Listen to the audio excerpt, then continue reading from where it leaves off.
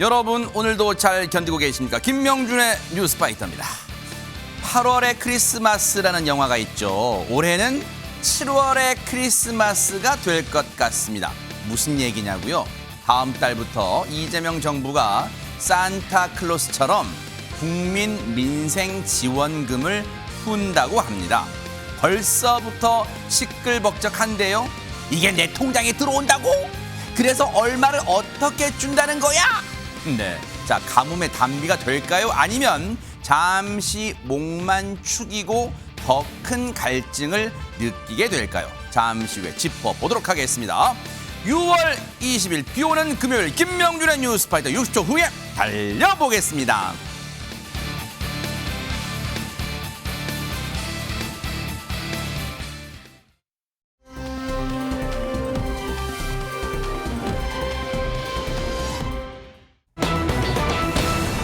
어머나? 버스를 훔치고 엉뚱하게 영화가 생각나는 이게 알쏭달쏭한 제목인데 이게 무슨 상황일까요? 안진용 기자님. 어제 뉴스파이터에서 한 시민이 편의점에 들른 사이에 자신의 차량을 누군가 몰고 달아났다. 이 소식을 전해드렸는데 했죠? 오늘은 승용차가 아니고 버스입니다. 지난달 31일에 벌어진 일인데 충북 진천에 있는 한 버스 터미널에서 갑자기 한 남성이 버스를 올라타고서는 그대로 나가버린 겁니다. 설마요? 당시 상황 저희가 영상으로 준비했습니다. 잠깐의 휴식을 위해 버스에서 내리는 버스 기사의 모습입니다. 네. 자, 근데 근처 지나가던 한 남성 텅 빈 버스에 타더니 저 능숙하게 운전석에 앉습니다. 어머나. 근데 곧바로 출입문 닫고 출발을 하는 장면입니다. 어머머머머머. 출발해버린 버스를 발견한 기사가 깜짝 놀라 쫓아오고 두드리지만 달리는 버스를 세우기는 역부족이었습니다. 아니, 지금 저 남성이 능숙하게 무슨 불안하거나 초조하거나 두리번두리번한 게 아니라 아주 자연스럽게 타서 그냥 문 닫고 운전하길래 김묘성 기자님 혹시 그런 거 있잖아요.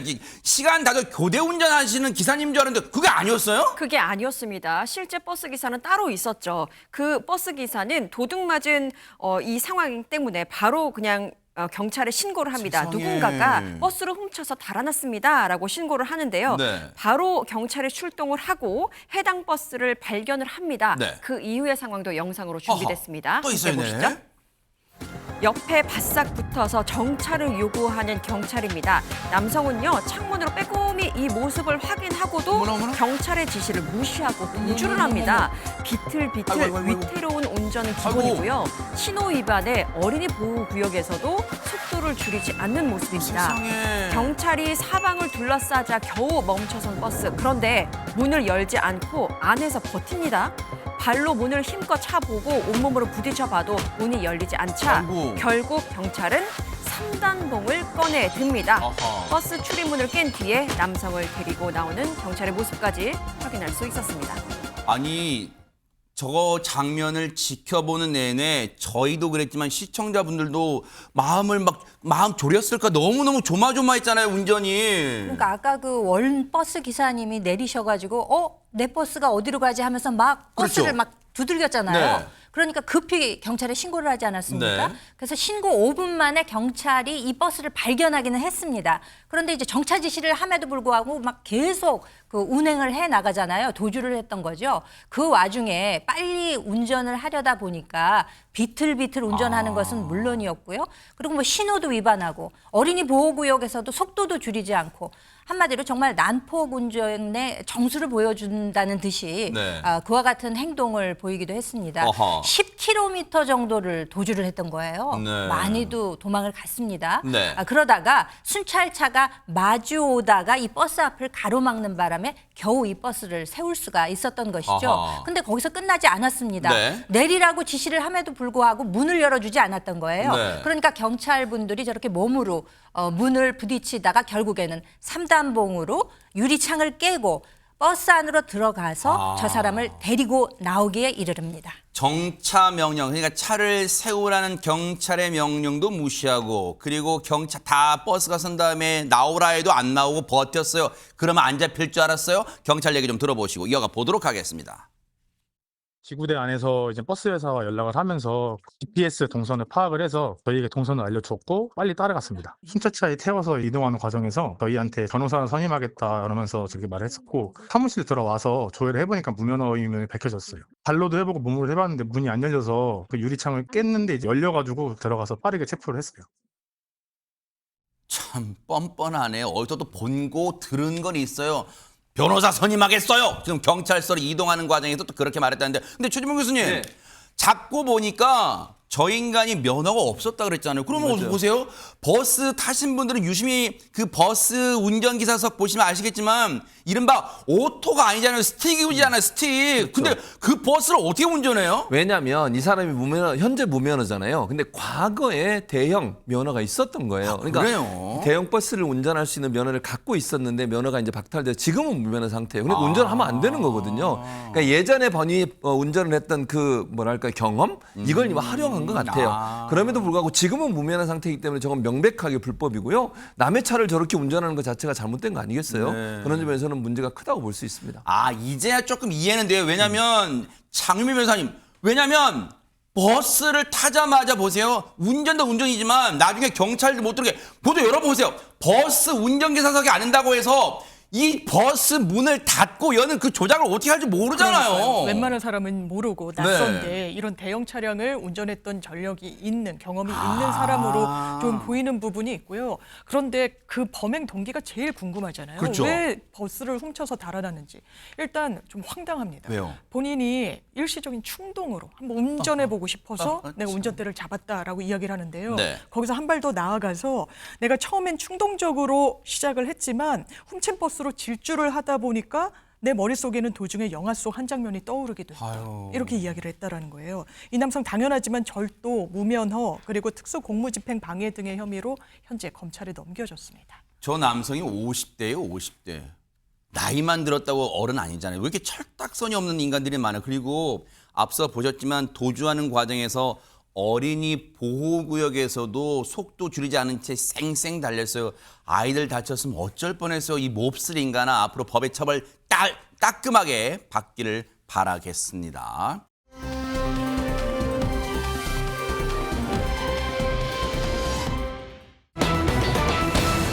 어머나, 이계인 씨 우리한테 친숙한 분인데 제목이 이게 뭐예요? 40년 동안 짝사랑한 형이. 아니 김효성님, TV는 사랑을 싣고나 나올 법한 제목인데 이거. 그러게나 말입니다. 이계인 씨가 무려 40년간 짝사랑한 여인이 있다고 하는데요. 집에 들어가서 잠자리에 이렇게 딱 누우면 이 여성 생각만 나고 어머나? 또 생각을 하면 얼굴만 봐도 얼굴이 자신의 얼굴까지 빨개지는 어머. 그렇게 흠뻑 빠진 여성이 있었습니다. 어허. 그래서 이쯤 되면 고백할 법도 한데 네. 고백을 안 했다고 하네요. 에? 이유를 들어봤더니 고백하면 신고당할 것 같다.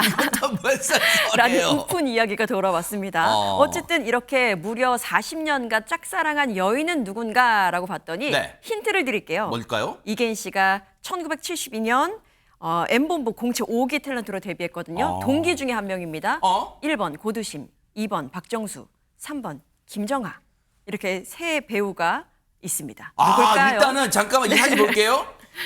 이계인 씨와 저 미녀 배우 세 분이 동기라는 거, 데뷔 동기라는 것도 일단 놀랍는데 일단 다 예쁘세요. 아름다우신데 최진봉 교수님, 네. 저 세 분 중에 누군지 정답 공개하기 전에 네. 저 세 여성 배우분 다 기억나시죠? 당연히 기억나죠. 세 분. 미국에서 13년간 사셔도 기억나요? 70년대잖아요. 아하. 그때는 제가 한국에 있었거든요. 아하, 네네. 99년에 미국을 갔기 때문에 네. 저분들 정말 그 당시에는요.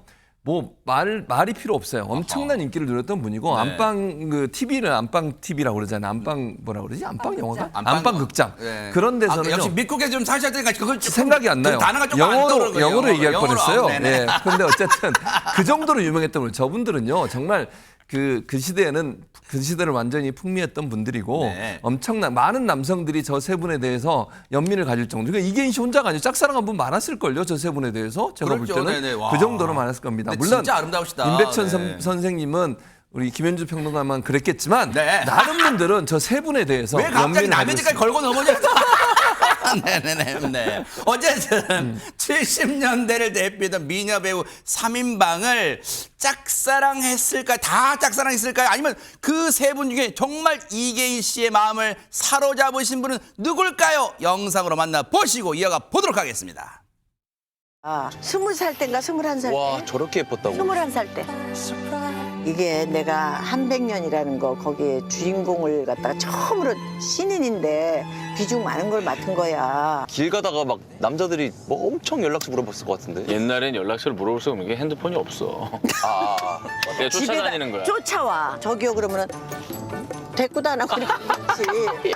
그 대꾸하면 어떻게 돼? 자기 나오시네 이렇게. 야, 근데 인기가 있었다는 건 그 정도는 아니 이런 거 아니라 진짜 인기 있었다고 본인도 인정할 정도 정말 아름답고 인기도 많았을 것 같은데 혹시 웬만하게 이 뉴스파이터가 다루는 연예인분들은 다 우리 김현주 평론가님이 다 인연이 있으시잖아요. 네. 네, 혹시 박정수 씨와도 인연이 좀 있으세요? 인연이 있죠. 오. 과거에 그 K본부에서 같은 프로그램에 출연했었기 어쩐지. 때문에 한동안 공백기가 있으셨거든요. 아, 그래요? 가정생활 하시느라고 못 나오시다가 다시 재데뷔를 하신 이후에 이제 저랑 같이 프로그램을 하셨었는데 실제 성격도 저렇게 털털하세요. 그래요? 그러니까 화면 속에 보이는 모습하고 실제가 좀 이렇게 차이가 나는 분들 있잖아요. 아하. 근데 박정수 씨는 방금 전에 저 말씀하시는 그 똑같으세요. 그러니까 그 역할도 드라마에서 대부분 그런 역할, 톡톡 튀는 역할들을 많이 하시는데 네. 이 박정수 씨가 과거에 어느 정도 아름답고 또 대단한 인기를 누리셨냐면은 과거에는 뭐 요즘처럼 뭐 포토샵이 있어요, 뭐 보정 기술이 있어요, 아무것도 없잖아요. 그러니까 생긴 그대로 나오는 거기 때문에 저 자연 미인의 모습이 정말 많은 사람들의 눈을 이 눈길을 독차지할 수밖에 없는 그런 그렇겠네요. 위치에 있었고 네. 또 당시에 인기 척도가 뭐였냐면은 달력 모델이 되는 게 여성 배우들은 인기의 척도였다고 맞아요. 합니다. 그렇기 때문에 그 달력 모델을 하게 되면은요, 과거 그때의 뭐 아파트 한 채 가격이 한 1,000만 원 정도 했었는데 정도요? 70년대에 네.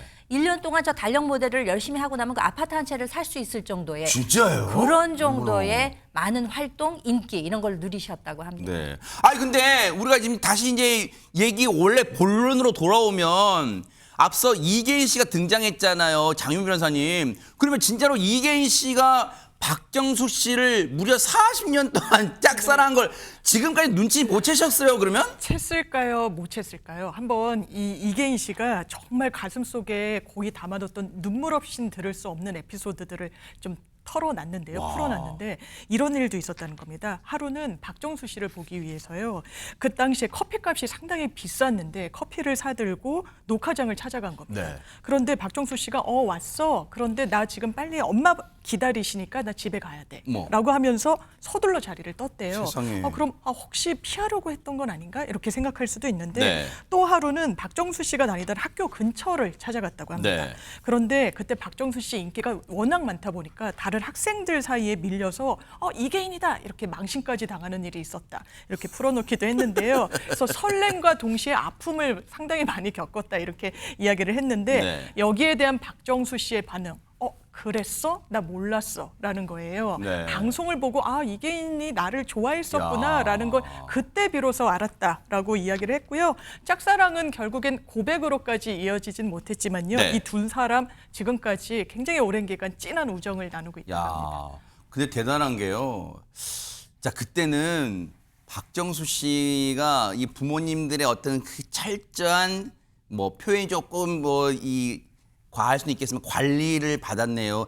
오후 5시, 밤 12시도 아니에요. 신데렐라 밤 12시도 아니고 오후 5시 넘어서 집에 들어가면 등짝 스매싱을 당했다는 거 아니에요. 그 정도로 철저하게 배우로서의 관리를 부모님들이 해주시는 바람에 만남 가질 기회도 별로 없었다. 이제 그 말씀 하신 것 같은데 그렇다면 이계인 씨는 40년 동안 박정수 씨를 짝사랑했지만 이루진 못했고 그렇다면 지금 박정수 씨 옆에 있는 인연은 누굴까요? 영상 만나보시고 이어가 보도록 하겠습니다.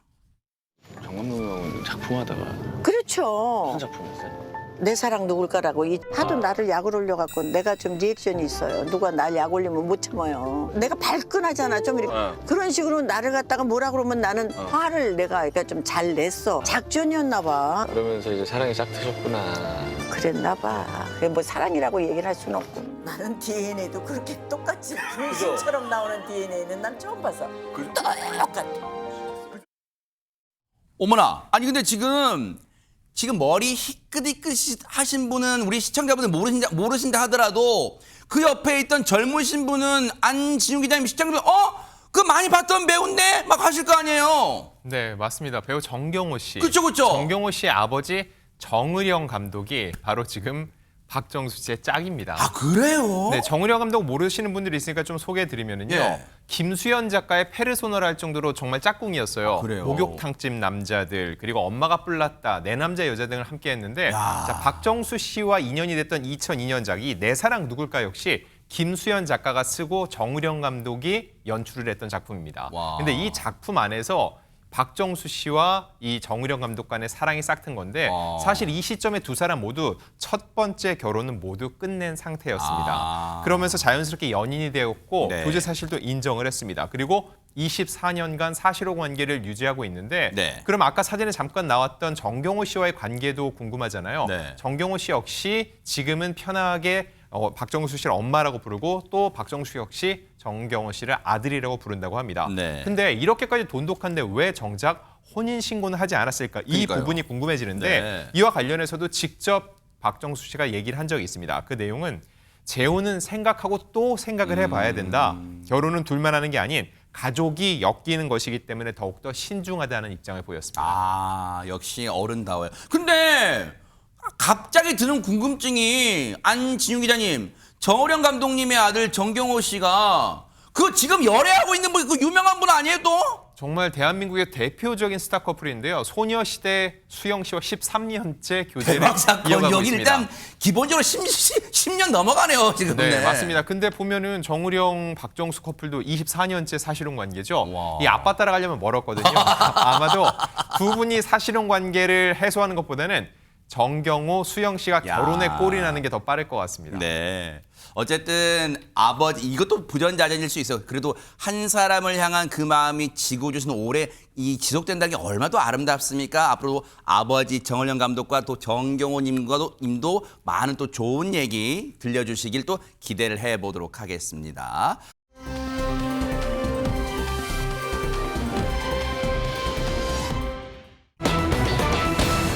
어머나 사랑이 그냥 이름 말고 그냥 사랑 우리가 보통 사랑 뭐 미움 그럴 때 미움 그런 거 말고 사람 이름 사랑인데 저게 누구 얘기하는 거지 장윤 변호사님? 네, 사랑이 많이 기억하시죠? 바로 추사랑 양입니다. 어머나! 최근에 근황이 공개됐는데 정말 그야말로 폭풍 성장을 한 거예요.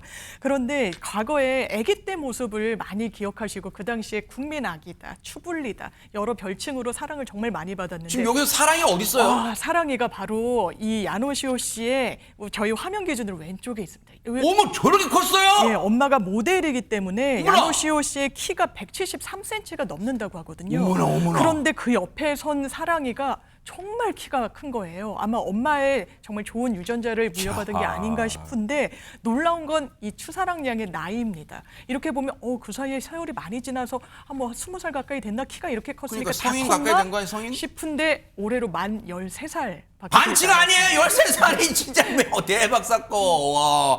근데 김현주 평론가 진짜 그 유전자라는 게 물려받고 그런가 봐요, 진짜. 그러니까 콩 심은 데 콩 나고 팥 심은 데 팥 난다는 그러네요. 얘기가 있잖아요. 그러니까 사랑양이 2011년생이래요. 그러니까 어른들이 그런 말씀 많이 하시잖아요. 애들 크는 거 보면 어른들은 덜 늙는다라는 얘기를 하잖아요. 저 때문에 그 정도로 세상에. 정말 국민의 사랑을 온통 독차지했던 저 사랑양이 네. 이제는 뭐 벌써 저렇게 엄마와 비슷할 정도로 훌쩍 큰 모습을 보여주고 있는데 네. 그 엄마가 유명한 모델이잖아요. 팔다리가 굉장히 긴 그런 체형을 가지고 있는데 똑 닮았습니다. 그래서 사랑양도 굉장히 팔다리가 길다 그래요. 그래서 어렸을 때부터 엄마랑 같이 이제 모델 활동 시작했는데 어머. 지금 보시는 이 모습은 작년에 네. 그 모델 학원에서 워킹 수업을 받는 모습을 자기가 SNS에 올리기도 했었거든요. 그러니까 높은 하이힐을 신고도 굉장히 자연스러우면서도 당당한 워킹을 선보였기 때문에 네. 모델로서도 앞으로 아주 장래가 촉망되는 게 아닌가 싶습니다. 야. 저 때가 작년인데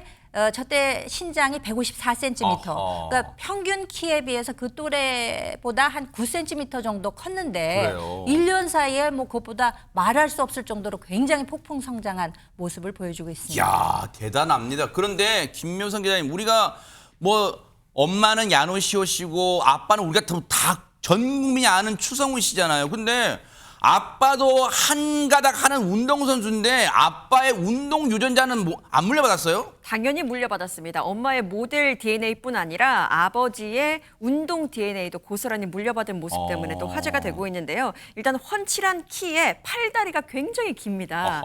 킥복싱도 뭐 높이뛰기도 달리기도 잘합니다. 못하는 게 뭐예요? 못하는 게 네. 대박 사건. 와. SNS에서 화제가 된 영상이 있는데요. 어머나, 지금 어머나. 보시는 영상인데 체육대회인 것으로 보여요. 높이뛰기 아주 가뿐하게 훌쩍 뛰어넘는 모습 이렇게 확인할 수 있고요. 와. 그리고 100m 달리기도 한 바가 있는데 굉장히 보폭이 넓습니다. 야. 다리가 길다 보니까. 네. 그래서 100m 달리기에도 상위권을 유지했다라는 이야기도 전해집니다. 추성훈 씨도 인정하는 운동 DNA라고 볼 수 있는데 네. 지금 보시는 건 물구나무잖아요. 야. 물구나무를 선체로 100초 정도를 거뜬히 버틸 수 있다고 하고요. 와. 수영도 능숙하고 또 킥복싱 같은 경우에는 원데이 클래스로 좀 많이 들었던 것 같거든요. 와. 거기서 환상적인 발차기의 모습을 보이면서 와 아빠만큼 무서울 수 있겠다라는 평이 있기도 합니다. 안진경님 이거 보세요. 이거 높이뛰기 영상 보면서 저는 진짜 처음에 보서 기린이 뛰어간 줄 알아서 기린이 대박 사건 진짜 크네. 기럭지가 진짜 길어요 진짜.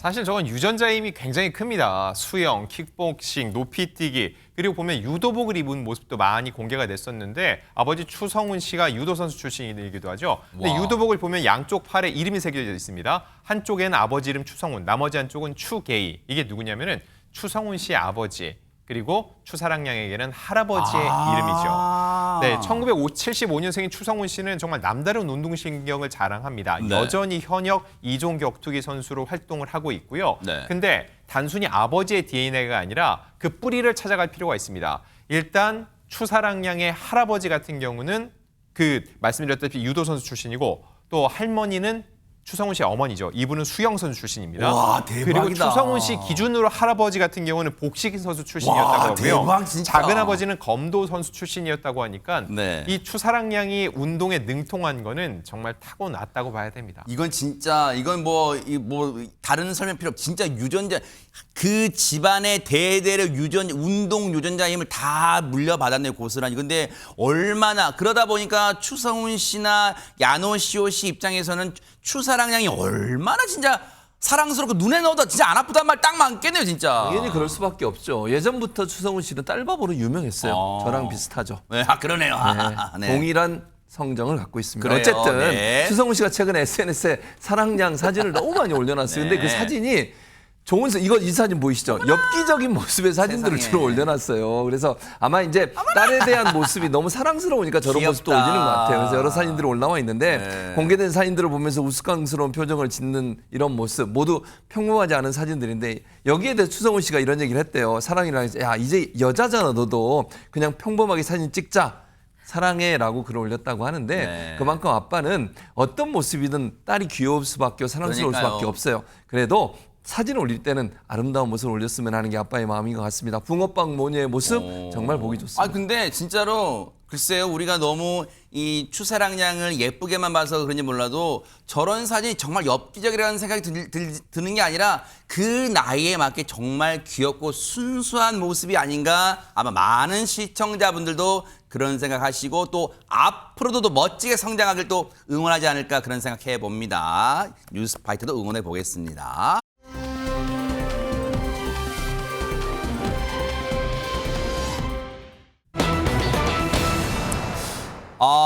윤석열 전 대통령이 아내가 진짜 아프다는데 김현주 평론 왜 이런 얘기를 한 거예요? 우선 타임라인을 조금 살펴봐야 할 것 네. 같습니다. 윤 전 대통령의 배우자인 김건희 여사가 이번 주 월요일이죠. 16일에 병원에 입원했다는 소식이 알려졌습니다. 사실 지난주에 이미 지병으로 알려져 있는 우울증 등을 아산병원에서 외래 진료를 받았었는데 지난 월요일에 오전 중에 검찰이 3차 소환 통보를 한 당일날 네. 공교롭게도 오후에 의료진 권유가 있었다면서 입원 소식이 전해졌던 것인데요. 네. 그러니까 이제 이게 시점이 굉장히 공교로웠던 거죠. 검찰의 3차 소환 통보가 있었던 날이었는데 병원에 입원을 했다. 그러니까 여론이나 정치권 일각에서는 이런 의혹이 제기가 됐습니다. 그러니까 어떤 그 검찰 조사를 회피하기 위한 목적으로 선제적으로 입원을 한 것이 아니냐 이런 이야기들이 나오기도 했었는데요. 그런데 이제 최근 그 국민일보의 보도에 따르면 윤 전 대통령이 아내가 진짜 많이 아프다. 이 우울증은 정말 과거부터 심각한 수준이었다. 이것 때문에 수사를 피하려 한다는 이런 비판을 하더라도 어쩔 수 없다. 이렇게 체념 섞인 반응을 보였다는 것이 측근을 통해서 전해지기도 했습니다. 네. 이른바 오비 일합격이라고 윤석열 전 대통령은 항변하지만 지금 여당인 민주당의 시각은 그렇지 않은 것 같아요. 얘기 좀 들어보시고 이어가 보도록 하겠습니다. 김건희 씨가 건강 상태가 제가 보기에는 나쁘진 않은데 병원 측에서도 나쁘지 않다라고 지금 발표는 하고 있거든요. 긴급한 어떤 의료 행위가 필요하지 않는 상황이다라고 얘기는 했는데 구속을 면하기 위해서 병원에 간 게 아닌가라는 생각을 합니다만 만약 아프시면 빠르게 쾌유하시길 바랍니다. 그래도 3년간 대통령을 했고 예. 영부인을 했다고 하면은 그렇게 추잡하게 놀면 되겠어요. 소환 통보하니까 우울증 걸렸다고 병원 가요? 아니 우리 서민들이 입원실 잡기가 쉬워요?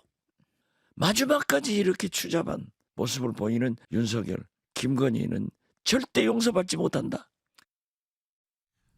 안진용 기자님, 이제 그런 생각도 이제 하시는 분도 계실 수도 있어요. 물론 이제 이렇게 볼 수도 있지만 그러면 일단 치료가 이제 사람의 인권상 이 도의상 치료를 받고 뭐 우울증 치료로 10년, 20년 입원하는 건 아닐 테니까 치료를 받고 안정되면 검찰 수사는 이제 받은 그 수순으로 가면 되는 거 아닌가 또 그렇게 생각하시는 분도 계실 것 같습니다. 네, 맞습니다. 근데 이 특검 수사의 본격화를 앞두고 시기적으로 공교롭다는 비판의 목소리가 나오고 있는 건데 이에 대해서 윤 대통령 측근 쪽에서도 입장이 나온 게 있습니다. 현직 대통령 부부 시절에는 여사가 이 우울증으로 병원에 입원하는 게 어렵지 않았겠느냐라고 얘기를 했습니다. 즉 갑작스럽게 발병한 게 아니라 원래도 우울증을 겪고 있었다는 의미로 해석이 되고요. 네. 그리고 김 여사 측 같은 경우는 이번 다음 날인 17일 검찰의 소환 통보를 받았다는 겁니다. 그리고 특검 소환에는 적극적으로 임하겠다는 입장을 전했습니다. 네. 일단 특검은 지금 뭐 준비 단계 거치면 이제 본격적으로 수사 시작될 거예요. 거기는 임하겠다니까 그 약속을 지키는가는 따져볼 텐데. 근데 아까 박지원 의원이 한 얘기 중에 아마 시청자분들 중에 맞아 하시는 분도 계실 거예요. 뭐냐면 요즘 대형 병원, 특히 아산병원은 완전히 진짜 이 큰 병원이잖아요. 거기에 입원실 잡기가 하늘의 별 따기인데 그게 쉽냐 막 그 얘기한 거예요 지금. 그렇게 얘기한 거죠. 사실 이제 언론들의 보도에 따르면 김 여사의 주 진료과는 정신건강의학과입니다. 근데 뭐 아시는 것처럼 아산병원은 중증 질환자들도 많이 입원하고 수술도 많이 받는 곳이고 암 환자들도 많이 가는 곳이잖아요. 3차 종합병원입니다. 그러다 보니 대기하는 분들이 많아요. 그러겠죠. 그러니까 긴급한 수술을 요하는 분들은 많고 입원이 필요한 분들이 많은데 그분들 지금 기다리고 있는데 그러다 보니까 온라인 커뮤니티에서는 특혜 입원을 지적하는 글들이 올라오고 있습니다. 예를 들면 이런 것들이죠. 대형 병원은 암 판정 뒤에도 입원 못하는데 우울증으로 바로 입원이 가능한가? 라고 하는 부분에 대한 의문을 제기하고 있고 간단한 혈액 검사도 6개월 기다렸다 이런 주장도 있고요. 의료 대란으로 국민은 입원하기가 하늘의 별 따기인데 아산병원 입원이 이렇게 쉬운 거였나? 라고 하는 말씀도 하고 계시고 여기에 대해서 이제 아산병원의 입장은 이렇습니다. 외래 진료를 받고 정상적인 입원 절차를 거쳤다고 얘기를 하고 입원 대기 시간은 진료과와 병실 상황에 따라 다르고 진료 과정에 특별한 혜택은 없었다라고 공식적으로 밝히고 있습니다. 아니 그러면 장유미 변호사님. 그런 거잖아요. 아산병원이 입장은 냈잖아요. 외래 진료를 거쳐서 정상적으로 입원 과정 수속 밟은 거다라고는 하지만 지금 안 믿는 뭐 네티즌들 포함해서 누리꾼들 포함해서 안 믿는 목소리 많잖아요. 그러면 이거 국정조사 해야 되는 거예요? 이거 실체가 사실이 뭔지 밝혀내야 되는 거예요? 사실은 이게 소환과 관련해서 회피하려고 하는 의도 아니냐가 가장 중요한 쟁점 아니겠습니까? 그 부분은 본인이 이야기한 대로 사실상 특검에 소환에 정확하게 임하는지 여부로 보면 알 것 같고요. 이런 정신과 진료라는 게 상당히 뭐 객관적으로 입원의 필요성 이런 게 수량화되거나 양적으로 이게 체크가 되는 게 아니라 이제 또 환자의 상태와 또 환자가 본인의 어떤 컨디션에 대해서 언급하는 부분에 대해서 상당히 의료진도 구애를 많이 받는 그런 좀 특수성을 가진 만큼 본인이 이야기한 대로 특검의 1차 소환 조사에 응한다면 이런 어떤 뭐랄까요 비판에서도 좀 자유로워질 수 있을 것 같습니다. 김건희 여사가 지금 공교롭게도 시점상 뭔가 오해를 받을 만하게 앞서 충분히 설명드렸죠. 오비일학격으로 지금 특검 수사를 앞둔 상황에 입원을 하는 바람에 지금 이를 또 여러 가지 그 아산병원을 향해서 뭐 해프닝도 일어나고 있다는데 대체 뭘까요? 김묘선 기자님. 해프닝이라고 보기에는 좀 이런 일이 발생해서는 안 될 것 같은 일입니다. 왜냐하면요. 네. 허위 신고가 접수됐다는 건데요.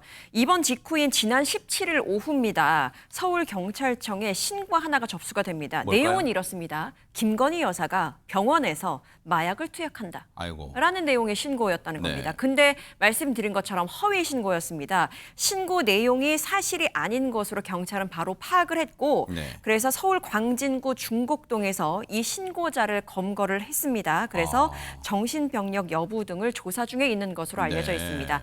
그리고 또 다른 결의, 이번에는 해프닝이라고도 볼 수 있겠는데요. 김 여사가 1, 2주가량 병원에서 입원할 것이다라는 전망이 나오니까 지난 18일입니다. 한 지지자가 네. 김건희 여사에게 전달해 주세요 라면서 병원에 치킨을 배달했다고 합니다. 치킨을 배달을 시켰는데 당연히 병원 측에서는 이 치킨 수령을 거부했습니다. 한 가지는 분명할 것 같습니다. 사실 지난해 지금도 많은 국민들은 또렷이 기억하고 있을 거예요. 지난해 12월 3일 비상계엄으로 촉발된 그 이후의 일련의 사태, 탄핵 사태와 그리고 조기 대선.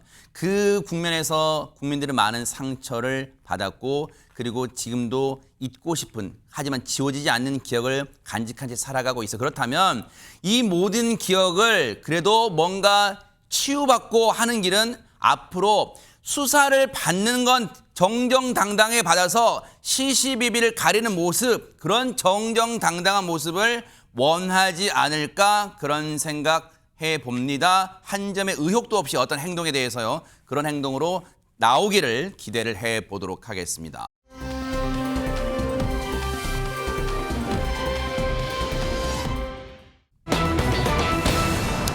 오늘 뭐 아침 신문 일면부터 쫙 이 내용이 크게 실렸어요. 전 국민 지원금 막 이르면 다음 달부터 주네 어쩌네 막 신문에 대문짝만 썼는데 일단 이재명 대통령이 이런 결정을 내린 배경은 뭘까요? 한번 들어보시고 이어보도록 하겠습니다. 국가 재정을 이제 사용할 때가 됐습니다. 또 누구에게 지원하는 게 맞느냐. 즉 세금을 더 많이 내는 사람을 더 많이 혜택을 보게 할 수는 없지만 비슷하게 해줘야 되는 거 아니냐. 이제 그런 측면에서는 평등한 기회를 주는 게 좋겠다는 생각이 들고 또 한편으로는 사회적 불평등을 완화하기 위한 또 그 두 가지를 적절히 배합을 해서 하면 좋겠다는 생각을 했는데 기재부나 관련 부처에서 이런 점들을 잘 고려해 주신 것 같습니다.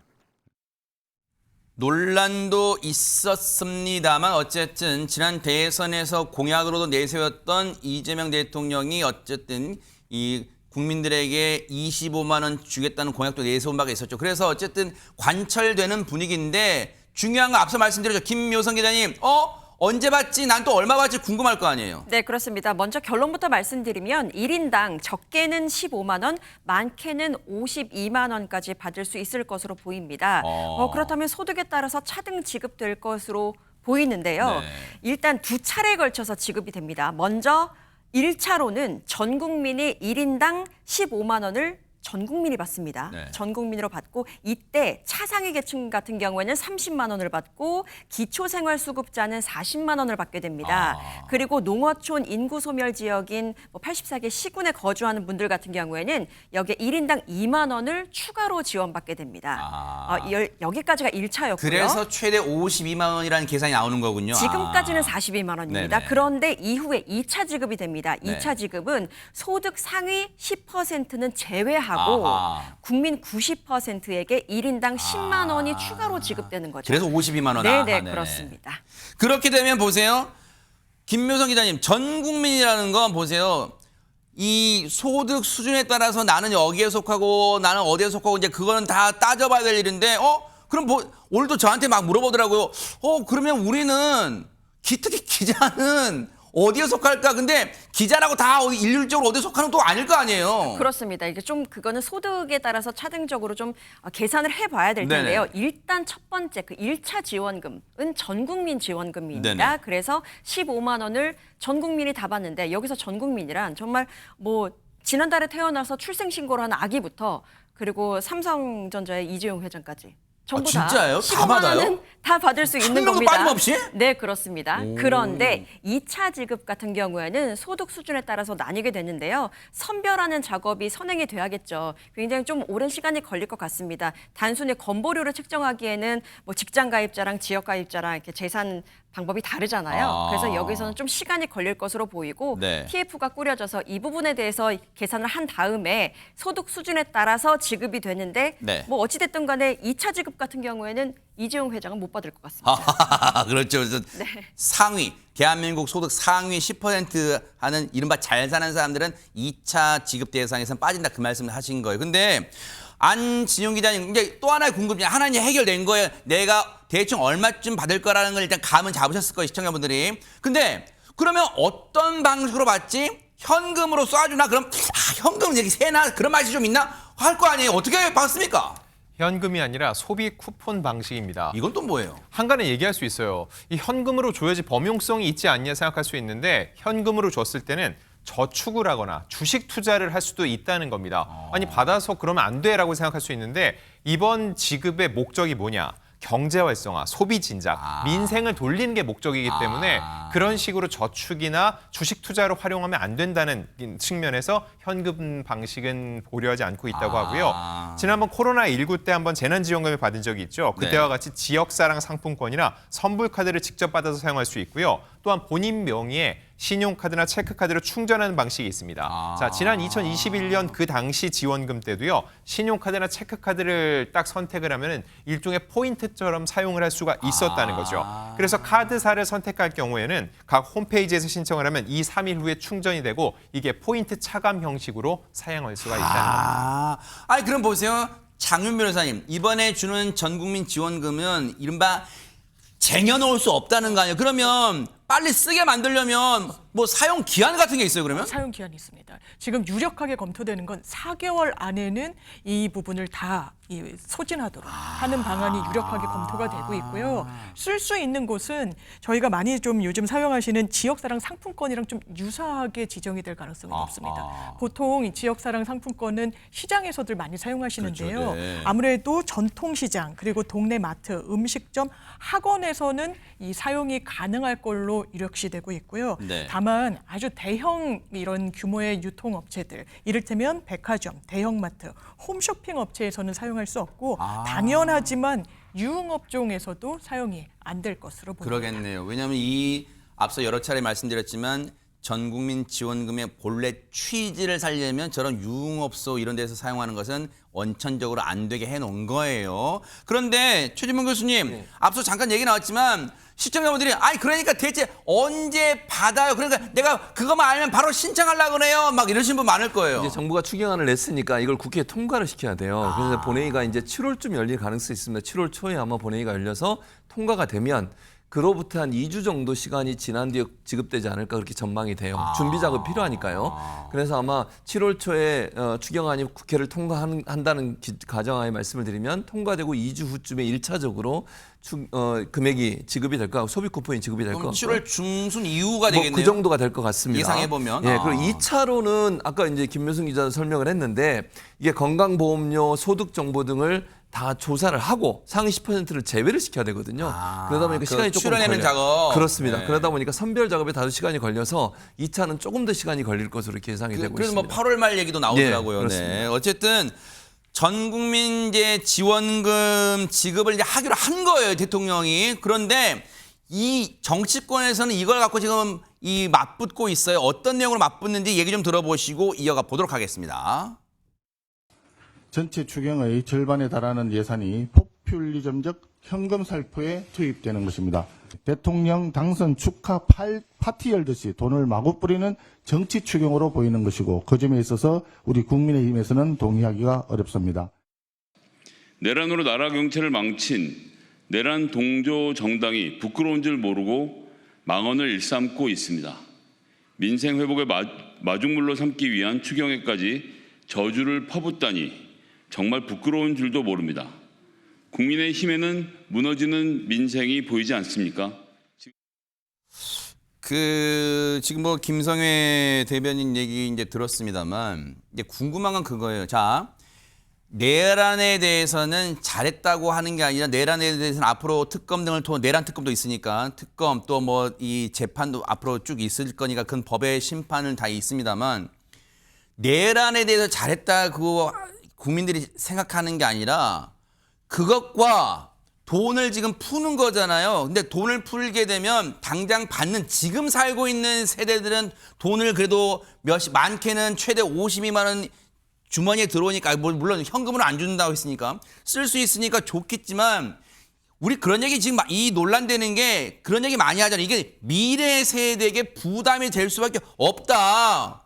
엄청난 양의 돈이 지금 그 얘기 때문에 지금 하는 건데 그거를 내란 정당 뭐 그 얘기하면서 망언 뭐 저주냐 좀 약간 논점이 좀 흐린 거 아니에요? 어떻습니까 이 부분은? 그렇습니다. 일단 경기가 너무 어렵고 경제에 힘들어하시는 국민 여러분들이 많으시다 보니까 정부에서 재정을 활용해서 그분들을 지원하는 것에 대해서 원칙적으로는 뭐 누가 싫어하겠습니까? 그렇지만 이게 선별 지원이냐 전 국민 지원이냐의 문제가 1차적으로 있는 것이고요. 그리고 지난 그 코로나 지원 때 물론 그때는 현금 지원을 했습니다만 그 경기 부양 효과라고 하는 것이 KDI 보고서에 따르면 30% 초반대에 머물렀다. 이런 보고도 있는 것이고 가장 궁극적으로는 방금 전에 이제 포퓰리즘 지적이 나왔습니다만 이제 국민 총생산 GDP 대비 국가 부채 비율이라는 게 있습니다. 국제통화기금 IMF에서 우리나라의 그 국가 부채 비율이 지금 상당히 위험 수준이다. 2030년까지 그 전망치를 내놓았는데 비기축 통화국 11개국의 평균치를 상당히 상회할 것으로 예상을 하고 있거든요. 물론 대통령께서는 재정을 쓸 때가 됐다라고 말씀을 하십니다만 결국 이 돈이 어디서 나오는 겁니까? 이제 적자 국채를 발급해서 결국 빚으로 남는 것이기 때문에 이게 미래 세대의 부담으로 돌아올 수밖에 없는 것이고 네. 지금 국가 부채가 문재인 정권 때 1,000조를 뚫더니 이제 1,300조 이번 추경 2차 하게 되면 1,300조를 넘어가게 됩니다. 이 큰 부담은 과연 어떻게 해결할 수 있을 것인지 이에 대한 근본적인 문제를 제기하고 있는 것입니다. 이재명 정부의 의지는 확고합니다. 그러니까 앞으로 추경 처리 때 과연 야당 국민의힘의 협조를 어떻게 구해낼지 한번 그 해법도 지켜보도록 하겠습니다.